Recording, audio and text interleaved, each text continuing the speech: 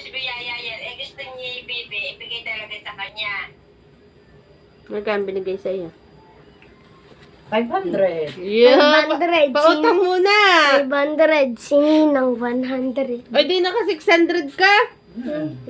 O eh siya pautangin mo muna sa akin. Ikaw pala may pera eh.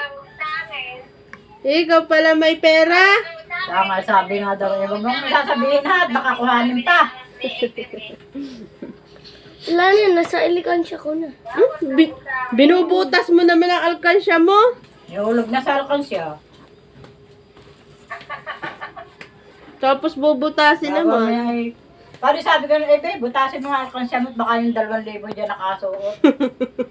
Wala naman. Wala naman daw sa alkansya. Kaya mo pala binutas. Baka hanggang nga ito napapakalman tayo susuot doon.